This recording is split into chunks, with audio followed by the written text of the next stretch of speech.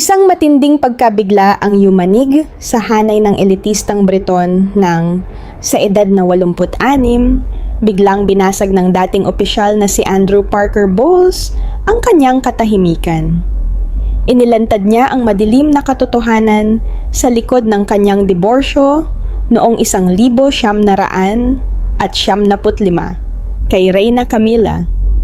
Ayon sa eksklusibong ulat na ito, ang kanilang mahigit 2 dekadang pagsasama ay hindi pala itinayo sa pag-ibig, kundi sa isang mapanlinlang na pagkukunwari at walang awang panlipunang ultimatum. Nagsimula ang lahat sa di umano'y pekeng anunsyo ng kasunduan sa kasal na inilathala sa The Times noong 1972. Pinilit nito ang 2 taong kapwa may iniwang pag-ibig sa nakaraan na pumasok sa isang marangya ngunit puno ng hinanakit na kasal. Bilang paghihiganti, hayagan at paulit-ulit umanong nagtaksil si Andrew kasama ang malalapit na kaibigan ng kanyang asawa na lalo pang sumira sa kanilang pamilya. Ngunit hindi inasahan ng mapagmataas na asawa na si Camilla ay lihim na makikipag-alyansa kay Charles. Mula roon, lumitaw ang isang nakamamatay na ebidensya, ang tanyag sa buong mundo na na-leak na audio tape na kilala bilang Camilla Gate. Durog ang pagmamataas ni Andrew at kasabay nito, nawala ang karangalang militar na matagal niyang pinanghawakan. Ang mga taon ba ng pagtitiis ni Camilla ay isa palang perpektong bitag upang iwan ang kanyang kaawa-awang asawa na walang laban at walang mapapala. Siya ba ay sadyang itinulak patungo sa isang kahiyahiyang pagreretiro? At ang maayos na diborsyo ba nila noon ay ang brutal na huling suntok upang lubusang ihiwalay si Andrew? Habang binubuksan naman nito ang landas ni Camilla patungo sa trono noong 2023. Ang nakakagulat na katotohanan ay unti-unting mabubunyag. Ang puno ng hinanakit na relasyong ito ay hindi nagsimula sa isang romantikong pangako sa ilalim ng liwanag ng kandila. Nagsimula ito sa malamig na tinta sa makinis na pahina ng pahayagang The Times. Isang umaga ng taglamig noong 1972 sa gitna ng London, pumasok sa Royal Club ang opisyal ng kabalyerya na si Andrew Parker Bowles, dala ang malinaw na yabang sa kanyang mukha. Siya ay isang makisig na Katolikong opisyal, kilala sa kumikislap na medalya sa dibdib at sa mahabang listahan ng mga lihim na karelasyon mula sa mataas na lipunan. Dahil sa kanyang pagmamataas, naniwala si Andrew na kaya niyang manipulahin ang anumang relasyon. Ngunit may isang bagay na humahadlang sa kanya, ang mahigpit na hadlang ng relihiyon at lipunan na pumipigil sa kanya na ituloy ang babaeng tunay niyang hinahangad, si Prinsesa Anne. Para kay Andrew, ang pagmamahal niya kay Anne ay hindi lamang damdamin, kundi isang usapin ng dangal at ambisyon. Isa itong layuning gusto niyang makamit sa anumang halaga upang mapakain ang sarili niyang pagkamakasarili. Sa parehong panahon, ang batang si Camilla Shand naman ay dumaraan sa pinakamadilim na yugto ng kanyang buhay. Ang malalim na romansa niya kay Prinsipe Charles ay marahas na naputol. Tahasang tinanggihan siya ng mga opisyal ng palasyo dahil para sa kanila, hindi siya karapat-dapat tumayo sa tabi ng tagapagmana ng trono ng Britanya. Sugatan, galit, at puno ng hinanakit, nahulog si Camilla sa isang magulong ugnayan kay Andrew Parker Bowles. Unti-unti niyang naging papel ang pagiging isang piyesa sa romantikong laro ng makisig na opisyal. Isang lalaking itinuturing lamang siya bilang pansamantalang kanlungan matapos ang kanyang maiingay na pakikipagsapalaran sa labas. Gusto ni Andrew na naroon si Camila upang patunayan ang kanyang pagkalalaki, ngunit wala siyang balak talikuran ang kanyang ligaw na kalayawan o bigyan man lang siya ng kahit kapirasong respeto. Ang walang kabusugang pambababae ni Andrew at ang tahimik na pagluha ni Camila sa loob ng maraming taon ay nagdulot ng matinding pagod sa magkabilang pamilya. Napagtanto ng kanilang mga magulang na kung walang matinding hakbang, ang maluwag at mapanirang relasyon ng batang magkasintahan ay mananatiling mantsa sa reputasyon ng dalawang matagal nang iginagalang na aristokratikong pamilya. Kailangan nila ng isang konkretong kasangkapan, isang ebidensyang sapat ang bigat upang itali si Andrew sa responsibilidad na hindi niya maitatanggi. Kailangan nila ng perpektong bitag na hindi matatakasan ng mapagmataas na opisyal gamit ang kanyang talento, reputasyon, o pangalan. Kaya isang lihim na plano ang isinagawa sa likod ng dalawang pangunahing tauhan. Tahimik na nag-ugnayan ang magkabilang pamilya at ipinalathala ang isang maikling anunsyo sa edisyon ng The Times noong araw na iyon. Maikli ito, ngunit ang bigat ay tila hatol na panghabambuhay.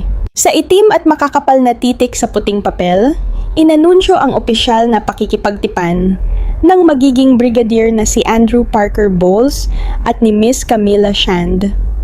Hindi ito bunga ng isang matamis na pag-aalok ng kasal. Lalong hindi ito ginawa ng may pahintulot o kaalaman ni na Andrew at Camila. Isa lamang itong walang awang panlipunang ultimatum na inilabas sa publiko upang piliting maging totoo ang isang katotohanang hindi kailanman umiral. Natigilan si Andrew Parker Bowles sa gitna ng kanyang sala nang iabot sa kanya ng kanyang tauhan ang The Times. Naamoy sariwa pa ang tinta. Ang karaniwang yabang ng makisig na opisyal ng kabalyerya ay biglang napalitan ng matinding takot. Sa mahigpit na mundo ng aristokrasyang Breton noong panahong iyon, kapag nailathala na sa The Times ang anunsyo ng pakikipagtipan, ang umatras o sabihing pagkakamali iyon ay katumbas ng pagsira sa sariling dangal. Ang makinang na unipormeng militar na kanyang isinusuot, pati ang prestihiyosong gintong tropeong na panalunan niya sa pangangabayo ay agad na magiging katatawanan sa buong club ng mga opisyal. Naunawaan ni Andrew na siya ay naitulak sa isang sulok. Mahigpit na nakagapos sa mismong marangyang titulong lagi niyang ipinagmamalaki. Napilitan siyang tanggapin ang kasal na yon, ngunit may malalim na hinanakit sa babaeng tatawagin niyang asawa. Samantala, tinitigan ni Camila Shand ang mga salitang nakalimbag sa pahayagan. Nang may nakapangingilabot na kahungkagan, naunawaan niyang ang pintuan pabalik kay Prinsipe Charles ay tuluyan ng isinara ng bitag na ito sa papel. Ang The Times noong araw na yon, ang unang ebidensya sa isang mahaba at mapait na digmaan. Isa itong bakal na hawla na kumulong sa kanya sa tabi ng isang lalaking itinuturing ang pagtataksil bilang likas na paraan ng kaligtasan. Walang nagawa si Andrew kundi lumuhod at ialok ang sapilitang singsing ng pakikipagtipan. Ngunit sa tinging ibinigay niya kay Camila sa sandaling iyon, walang pag-ibig na mababakas. Tanging apoy ng galit ang naroon. Palihim niyang ipinangako sa sarili na pagbabayarin niya si Camila sa pamamagitan ng kalungkutan at kahihiyan sa loob mismo ng kanilang tahanan dahil sa brutal na pakikialam na ito. Noong Hulyo 1973, napuno ang Guards Chapel ng mararangyang bulaklak at pinakamagagarang kasuotan ng elitistang London. Isang marangyang kasal ang idinaos sa harap ng daan-daang kilalang panauhin. Ngunit sa likod ng tawanan at pagbating umaaling-aungaw sa buong kapilya, dalawang mabibigat na anino ang nakalutang sa ibabaw ng mapanlinlang na pagsasamang iyon. Ang lalaking ikakasal, si Andrew Parker Bowles, ay nakatayo sa altar, suot ang kanyang perpektong unipormeng militar. Malamig at walang ekspresyon ang kanyang mukha. Hindi niya tinitingnan ang babaeng papalapit sa kanya bilang nobya. Sa halip, paulit-ulit na gumagala ang kanyang mga mata sa hanay ng mga upuan. Hinahanap ang isang tao, si Prinsesa Anne. Ang babaeng tunay niyang nais pakasalan ay nakaupo sa unang hanay. Nanatiling malamig, ngunit tila multong malayo ang presensya ni Prinsesa Anne. Isang tahimik na paalala kay Andrew ng pinakamapait na kabiguan sa kanyang buhay bilang isang opisyal. Naglakad si Camilla Shand sa pulang carpet na tila kalahati na lamang ang natitirang buhay sa kanyang puso. Ilang buwan lamang bago ang araw ng kanilang kasal, ipinadala si Prinsipe Charles sa serbisyong militar sakay ng mga barkong pandigma na naglalayag sa malalayong karagatan. Isa itong sinadyang hakbang ng palasyo upang tuluyang paghiwalayin sila at matiyak na ang kasal ni Camilla at Andrew ay matutuloy ayon sa nais ng kanilang mga pamilya. Alam ni Camilla na si Charles ay libu-libong milyang pandagat ang layo at wala itong magagawa upang pigilan siyang pumasok sa buhay ng ibang lalaki. Bawat hakbang niya papalapit kay Andrew ay isang hakbang palayo sa lalaking tunay niyang minahal na nagtulak sa kanya sa isang buhay na nakatali sa isang makisig ngunit mapanlinlang na asawa. Pagkatapos ng seremonya at nang makaalis na ang huling mga panauhin, agad na nahayag ang malupit na katotohanan ng isang pagsasamang walang pag-ibig. Mabilis na pinatunayan ni Andrew Parker Bowles na maaaring itali ng The Times ang kanyang pangalan at katawan, ngunit hindi kailanman ang kanyang likas na pagiging babaero. Ang pagsilang ng kanilang dalawang anak, si Tom noong 1974 at si Laura noong 1978 ay hindi nagbago sa kanyang magulong pamumuhay. Sa halip, nang maisakatuparan niya ang tungkuling ipagpatuloy ang kanilang angkan, lalo pa niyang inisip na may karapatan siyang yurakan ang dangal ni Camilla. Sunod-sunod na nagsimula ang kanyang hayagang pakikipagrelasyon sa ibang babae. Hindi na siya nagtago sa malalayong hotel sa labas ng lungsod. Sa halip, dinala pa niya ang kanyang mga karelasyon sa mga lugar na malapit mismo sa tahanan ng kanilang pamilya. Mas masahol pa rito, sinimulan niyang ligawan ang ilan sa pinakamalalapit na kaibigan ni Camilla. Para kay Andrew, tila kasiyahan ang makita ang kanyang asawa na naghahain ng tsaa sa mga babaeng ilang oras pa lamang ang nakalilipas ay kasama niya sa silid. Sa mga hapunan at pagtitipon sa kanilang ari-arian, hindi siya nag-atubiling magpakita ng labis na pagiging malapit sa ibang babae, mga lihim na yakap, palihim na halik at mapanghamong kilos sa mismong harapan ni Camilla. Dahil dito, naging paksa siya ng mga bulung-bulungan at panunuyan ng mga aristokratang naroroon. Sa harap ng sunod-sunod na kahihiyan mula sa kanyang asawa, hindi pinili ni Camilla na gumawa ng iskandalo para lamang maging laman ng mga pahayagan. Hindi rin siya lumuhod upang magmakaawa ng katapatan mula sa isang lalaking wala nang natitirang moralidad. Sa halip, pinili niya ang mas mabagsik at mas malalim na paraan, ang tahimik at planadong pagtitiis. tahimik niyang ginampanan ang papel ng isang asawa na laging nasasaktan, habang isa-isang iniipon ang bawat patunay ng pagtataksil ni Andrew.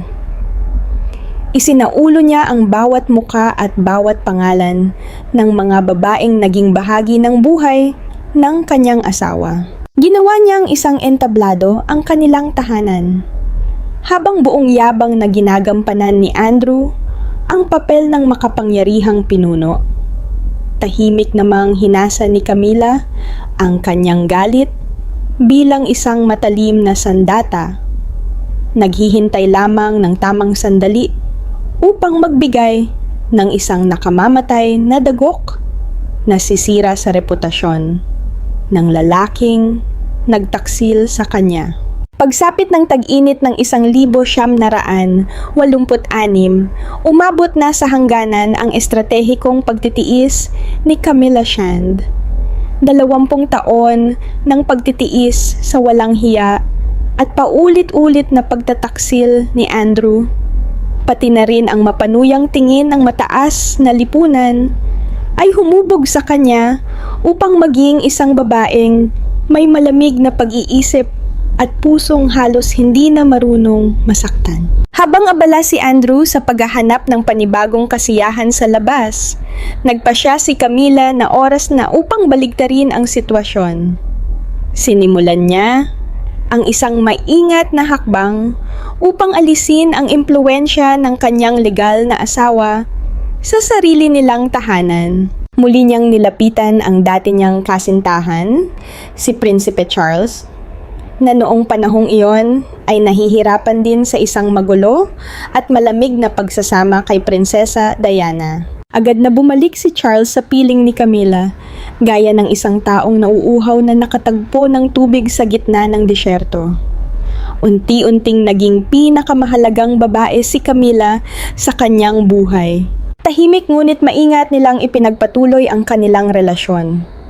Ginamit nila ang mga pangangaso sa kanayunan ng aristokrasya bilang pagkakataon upang magkita. Sinasadya ni Camila na mag-iwan ng mga hindi maipaliwanag na pagkawala at mga bakas na sapat lamang upang maramdaman ni Andrew na unti-unti nang nawawala ang kanyang kontrol.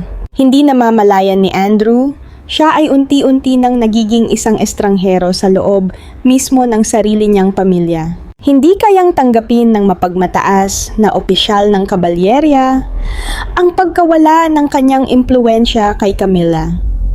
Upang muling ipakita ang kanyang kapangyarihan at lalo pang saktan ang kanyang asawa, mas madalas siyang nagpakita sa publiko kasama ang kanyang mga karelasyon, lalo na si Rosemary Pittman, ang babaeng itinuturing niyang magiging perpektong kapareha balang araw. Isinasama niya si Rosemary sa mga pagtitipon ng mataas na lipunan at sinasadyang ipakita kay Camila ang kanyang labis na pag-aalaga rito upang masiyahan ang sarili niyang pagmamataas. Ngunit hindi niya kailanman naisip na bawat hakbang niya, bawat babaeng nilapitan niya, ay tahimik na itinatala ni Camila bilang bahagi ng isang mas malaking plano upang tuluyang wasakin ang kanyang reputasyon. Habang buong yabang na naglalakad si Andrew sa mga opisyal na club, suot ang kanyang unipormeng brigadier at ipinagmamalaki ang kanyang kalayaan, sina Camila at Charles naman ay tahimik nang nagtatayo ng matibay na pundasyon para sa kanilang hinaharap. Ang kanilang mga pag-uusap sa telepono gabi-gabi ay hindi lamang simpleng usapan ng dalawang nagmamahalan.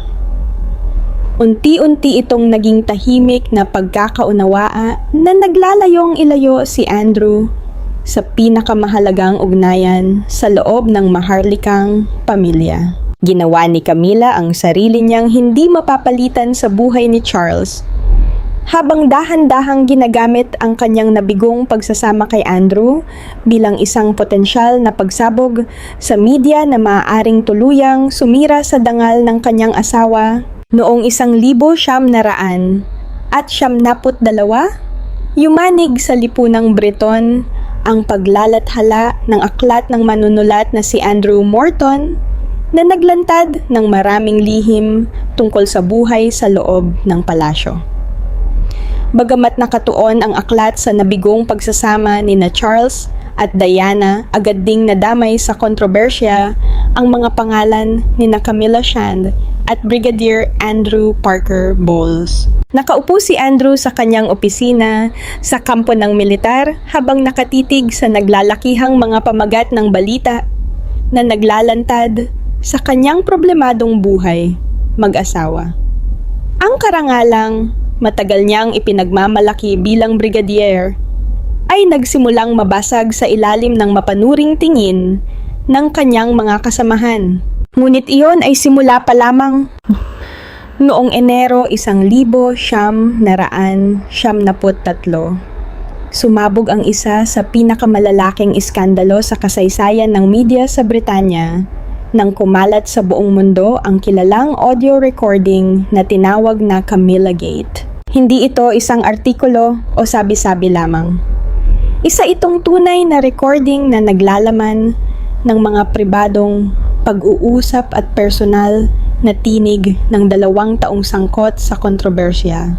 Ang tinig ng kanyang asawa na si Camilla at ni Prinsipe Charles ay biglang naging sentro ng pansin ng buong mundo matapos mailantad sa publiko ang kanilang pribadong pag-uusap.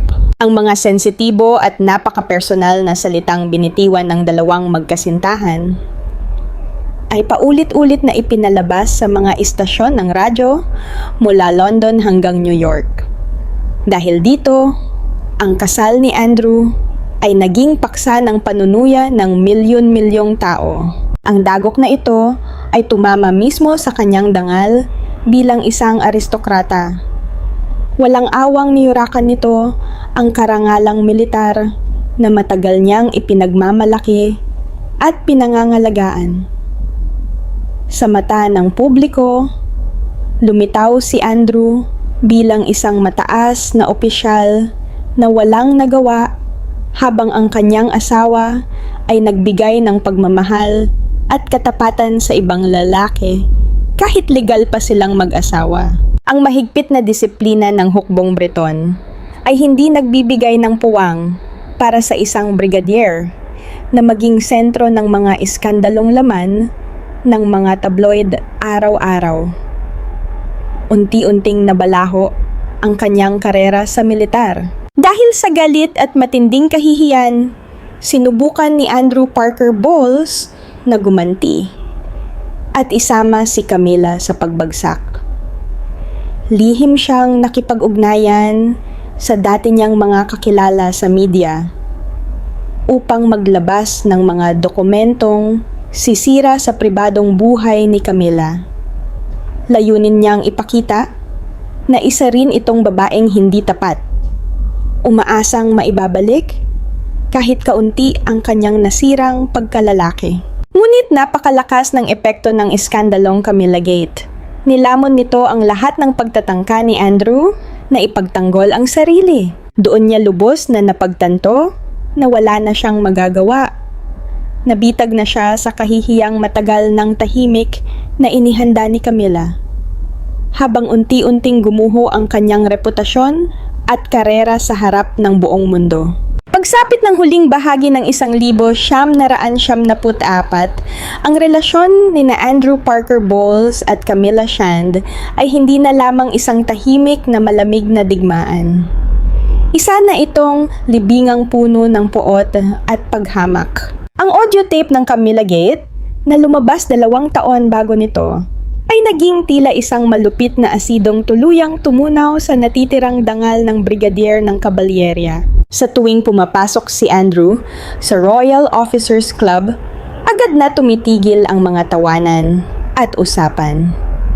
Ang pumapalit ay mga mapanuyang tingin at malamig na katahimikan mula sa kanyang mga kasamahan at nakabababang opisyal. Ang lalaking minsang buong yabang na ipinagmamalaki ang kanyang mga pag-ibig at ginagamit ang kanyang ranggo upang maliitin ang sariling asawa ay napilitang harapin ang isang mapait na katotohanan. Sa paningin ng publiko, naging isa siyang simbolo ng kahihiyan, isang taong pinagtatawanan sa loob at labas ng Britanya. Ang bigat ng kahihiyang iyon ay unti-unting nagbago kay Andrew. Para siyang mabangis na hayop na na-corner at wala nang matakbuhan. Hindi niya matanggap na tuluyang nawasak ang reputasyong matagal niyang binuo. Habang si Camilla naman ay tila tahimik na nakatatanggap ng proteksyon mula sa mga makapangyarihang tao sa likod ng mga pader ng palasyo. Sa kanilang malamig na mansyon sa kanayunan, paulit-ulit niyang hinaharap si Camilla. Gumagamit siya ng masasakit at mapanirang salita upang saktan ito at piliting makaramdam ng takot o pagkakasala. Mas madalas din niyang dinadala ang kanyang kasintahang si Rosemary Pittman sa kanyang pribadong tirahan. Sinasadya niyang mag-iwan ng malinaw na bakas ng pagtataksil upang ipakitang siya pa rin ang may kontrol sa kanilang pagsasama. Umaasa siyang mapipilit si Camilla na lumuhod at mag-alok ng napakalaking kabayarang pinansyal kapalit ng kanyang pananahimik sa media. Ngunit hindi alam ni Andrew na habang ginagawa niya ang lahat ng ito, isa pang mas malaking bagyo ang unti-unting nabubuo sa loob mismo ng monarkiya ng Britanya.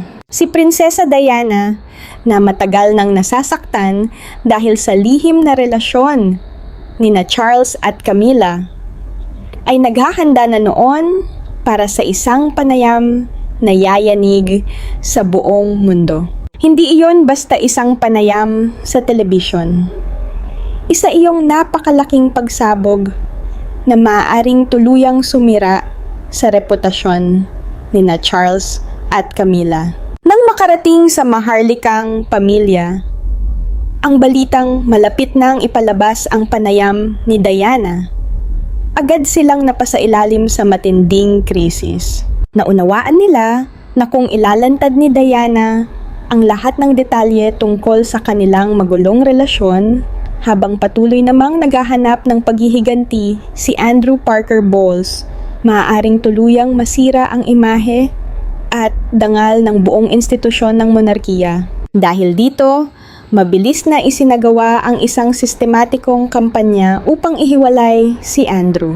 Sa suporta ng mga pangunahing tagapayo ng palasyo, sinimulan ni Camilla ang serye ng mga hakbang na unti-unting nagsara sa lahat ng daan para sa kanyang asawa. Ang unang hakbang ay ang katahimikan at ganap na pag-iisa sa lipunan. Bigla na lamang nawala ang lahat ng pribilehiyong tinatamasa ni Andrew sa mataas na lipunan. Tumigil ang mga paanyaya sa mga eksklusibong pangangaso, pribadong hapunan, at pagtitipon ng mga opisyal. Maging ang kanyang mga matagal ng kaibigan, ang mismong mga lalaking minsang kasama niya sa kanyang mga lihim na pakikipagsapalaran, ay isa-isang tumalikod. Hindi na nila sinasagot ang kanyang mga tawag at iniiwasan siya sa tuwing nagkakasalubong sila sa publiko. Sa loob lamang ng maikling panahon, natagpuan ni Andrew ang sarili sa isang mundo kung saan wala na siyang maaasahan. Dahil sa matinding desperasyon, gumawa siya ng isa pang mapanganib na hakbang. Isang gabi, sa pagtatapos ng 1,994, sa ilalim ng mahinaang ilaw ng kanyang silid-aralan sa kanilang mansyon, hinarap niya si Camilla. Ang dating mayabang na opisyal ng kabalyerya ay halatang lugmok na. Payat ang kanyang muka at namumula ang mga mata sa galit. Bigla niyang ibinagsak ang isang baso sa sahig at nagsimulang magbanta. Iginiit ni Andrew na mayroon siyang mga confidential na dokumento na umano'y magpapatunay na ginamit ni Charles ang kanyang impluwensya upang pagtakpan ang kanilang lihim na relasyon. Hiniling niyang mapanatili ang buong pagmamay-ari ng kanilang sinaunang ari-arian.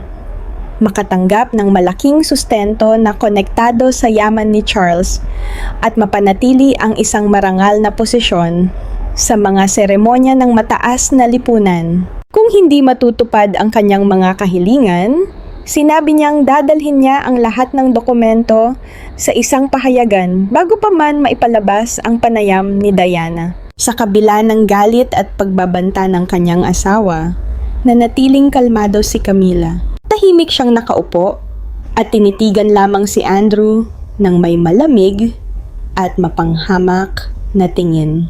Alam niyang ang lahat ng pagbabanta nito ay huling paghihirap lamang ng isang taong wala nang natitirang alas. Maging ang relasyon ni Andrew kay Rosemary Pittman ay hindi na isang sandatang makakasakit sa kanya. Sa halip, iyon na mismo ang naging lubid na matagal na niyang hinihintay upang tuluyang maitali ang pagbagsak ng kanyang asawa. Hindi siya nangako ng anuman. Hindi rin siya nakipagkompromiso. Tahimik siyang tumayo, lumabas ng silid, at iniwan si Andrew na nag-iisa sa gitna ng guho ng sarili nitong pagmamataas. Naghahanda na siya para sa huling dagok na darating sa susunod na tagsibol. Noong Marso 1995, isang maikling pahayag ang inilabas sa publiko. Matapos ang 22 taong pagsasama, opisyal nang nagtapos sa diborsyo ang kasal nina Brigadier Andrew Parker Bowles at Camilla Shand. Para sa media at sa pandaigdigang publiko.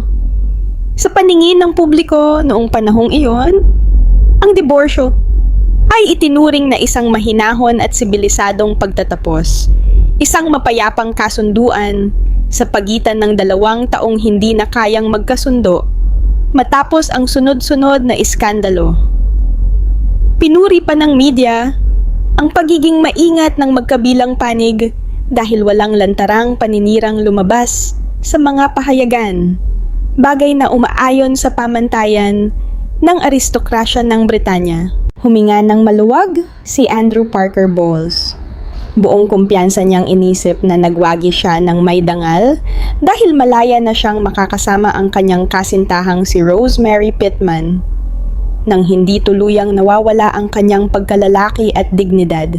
Ngunit dito mismo nakatago ang pinakamalaking kabaligtaran sa kwentong ito. Bilang isang opisyal ng kabalyerya na sanay sa harapang laban, hindi nakita ni Andrew ang masalimuot na estratehiyang matagal nang inihabi ni Camilla. Ang diborsyo noong Marso. 1995 ay hindi simpleng paghihiwalay. Isa itong napakatalinong kontra-atake. Isang malupit na parusang binalot ng anyo ng kapayapaan. Layunin nitong alisin kay Andrew ang lahat ng natitira niyang sandata upang lumaban at tuluyang iwan siyang walang impluwensya at walang natitirang dangal sa lipunan. Ginawa ni Camilla ang diborsyo bilang huling pandurog sa reputasyon ni Andrew bago pa sumabog ang mas malaking krisis na dulot ng panayam ni Prinsesa Diana. Ang unang dagok ay tumama sa pinakapinahahalagahan ni Andrew, ang kanyang karangalang militar. Sa tulong ng mga taong sumusuporta kay Camilla, pinili ang eksaktong sandaling iyon upang mapilit siyang lumagda sa kanyang opisyal na pagre-retiro. Isa itong napakatumpak na hakbang. Sa sandaling hinubad niya ang uniforme ng aktibong brigadier ng kabalyerya, hindi na siya isang opisyal na may kapangyarihan. Nawala rin ang proteksyon ng mga alituntunin ng militar na dati niyang pinanghahawakan. Bilang isang retiradong opisyal, mabilis na nawalan ng bigat ang bawat salitang kanyang binibitawan. Ang mga dati niyang banta ng pananakot at pagbubunyag ay naging walang saysay dahil wala na siyang kapangyarihang susuporta sa kanya. Ang ikalawang dagok ay tumama naman sa kanyang relasyon kay Rosemary Pittman. Akala ni Andrew ay ang malayang pagsasama nila ni Rosemary ang gantimpalang pinaghirapan niyang makamit. Ngunit sa katotohanan, Kusang binitiwan ni Camilla ang relasyong iyon upang magamit si Rosemary bilang isang perpektong kasangkapan sa paglilinis ng sarili niyang imahe. Sa pamamagitan ng diborsyo, nabuo sa isip ng pandaigdigang publiko ang larawan ng isang lalaking nagtaksil sa kanyang asawa upang sumama sa ibang babae. Samantala, si Camilla ay unti-unting nakita bilang isang tahimik na babaeng aristokrata na buong dignidad na tinanggap ang paghihiwalay upang hayaan ang dating asawa na hanapin ang sarili nitong kaligayahan. Unti-unting natanton ni Andrew na siya ang tuluyang naging kontrabida sa mata ng publiko. Isang lalaking walang pananagutan at nagtaksil sa sariling pamilya. Lalong naging malinaw ang kabagsikan ng planong ito nang mapagtanto niyang ganap na siyang nahiwalay sa maharlikang pamilya bago pa man ipalabas ang sikat na panayam ni Prinsesa Diana sa panorama. Sa pamamagitan ng diborsyo noong Marso 1995, naputol ang lahat ng natitirang ugnayan ni Andrew sa sentro ng monarkiya ng Britanya. Nang ilabas ni Diana ang mga pahayag na yumanig sa buong mundo tungkol sa relasyon ni Charles at Camilla, wala nang anumang katayuan si Andrew bilang legal na asawa upang makialam o lumikha ng panibagong iskandalo. Isa na lamang siyang tagapanood sa gilid habang unti-unting nililinis ni Camilla ang kanyang reputasyon sa ilalim ng proteksyon ng palasyo. Habang nakatira siya sa bago niyang tahanan, kasama si Rosemary Pittman, mapait niyang napagtanto na tuluyan siyang natalo sa larong minsan niyang inakalang siya ang may hawak ng lahat ng alas. Lumipas ang mga dekada. Unti-unting nabura ng panahon ang tinta ng anunsyo sa The Times noong 1972 at humina ang ingay ng audio tape na naging sentro ng iskandalo noong 1973. Ngunit para kay Andrew Parker Bowles, ang pinakamalupit na parusa ay saka pa lamang ganap na naramdaman. Sa mundo ng aristokrasya ng Britanya, ang pinakamasakit na kaparusahan ay hindi kulungan o pagkawala ng kayamanan. Ito ay ang kahihiyan sa harap ng publiko, ang tuluyang pagkalimot, at ang mapait na panonood sa tagumpay ng taong minsan mong hinamak habang ikaw naman ay unti-unting nagiging isang bakas na lamang ng kasaysayan. Yun mismo ang kinailangang tiisin ni Andrew sa kanyang mga huling taon. Noong Mayo 2023, nagningning ang Westminster Abbey sa engrandeng seremonya ng koronasyon. Nakatingin ang buong mundo habang isinasagawa ang isa sa pinakabanal at pinakamakapangyarihang ritual ng monarkiya. Sa edad na 86, dumating si Andrew Parker Bowles sa Abbey. Maputi na ang kanyang buhok, bakas sa muka ang mahabang panahon ng paghihirap, at mabagal na ang kanyang paglakad. Wala na ang makintab na unipormeng militar at ang mga medalya na dati niyang buong pagmamalaking isinusuot. Hindi na rin siya tinanggap bilang isang mataas na opisyal. Isa na lamang siyang tahimik na panauhin, isang anino mula sa nakaraan, na napilitang saksihan ang ganap na tagumpay ng babaeng minsan niyang hinamak. Isa sa pinakamabigat na sandali ay ang pagkakaayos ng mga upuan sa loob ng Abbey. Inilagay si Andrew sa isang malayong hanay na papalibutan ng daan-daang ordinaryong panauhin at mga kinatawang diplomatiko. Malayo siya sa seksyong inilaan para sa maharlikang pamilya at sa mga may pinakamataas na katayuan. Mula roon, napilitan siyang panoorin ang babaeng minsan niyang minaliit. Tumunog ang mga trumpeta. Dahan-dahang naglakad si Camilla Shand sa pulang carpet ng Westminster Abbey. Suot niya ang marangyang balabal ng isang reyna at buong kumpiyansa siyang lumapit sa trono ni San Edward. Sa kanyang tabi ay si Haring Charles III, ang lalaking nakasama niyang lampasan ang lahat ng iskandalo paninirang puri at pagsubok hanggang marating nila ang tugatog ng monarkiya. Tahimik na nakatayo si Andrew habang nasasaksihan ang paglalagay ng korona kay Camilla. Umalingaw-ngaw sa buong simbahan ang sigaw na God Save the Queen. Para kay Andrew, bawat sigaw ay tila hampas ng martilyo sa natitira niyang pagmamataas. Ang babaeng minsan niyang inakalang kaya niyang wasakin sa pamamagitan ng mga banta at iskandalo ay isa ng opisyal na reyna consort ng United Kingdom. Ngayon, lahat ng aristokrata ay kinakailangang yumuko bilang paggalang sa kanya. Ang mahabang taon ng pagtitiis ni Camilla, ang kanyang katahimikan sa harap ng pagtataksil at kahihiyan, ay nagtapos sa isang tagumpay na tila ganap na gantimpala. Samantala, si Andrew Parker Bowles ay nawalan ng halos lahat ng dati niyang ipinagmamalaki.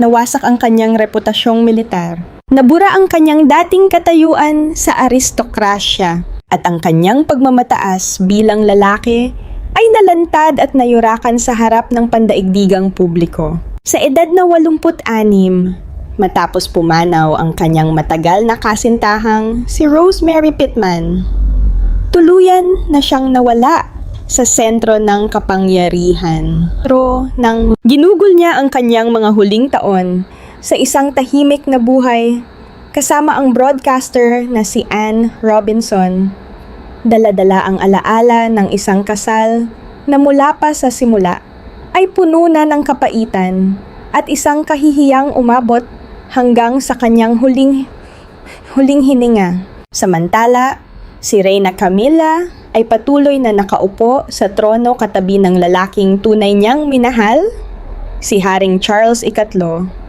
na tila nagsasara sa isang mahabang kabanata ng kasaysayan ng maharlikang pamilya. Ang koronang inilagay sa ulo ni Reyna Camilla noong koronasyon ng 2023 ay tila naging huling simbolo ng pagtatapos ng mahabang yugto ng kahihiyan. Ngunit tunay na nga bang natahimik na ang mga multo ng nakaraan matapos ang iskandalong Camilla Gate? O haharap pa rin ba ang paghahari ni Haring Charles III at Reyna Camilla sa mga bagong hidwaan at hamong naghihintay na muling sumabog?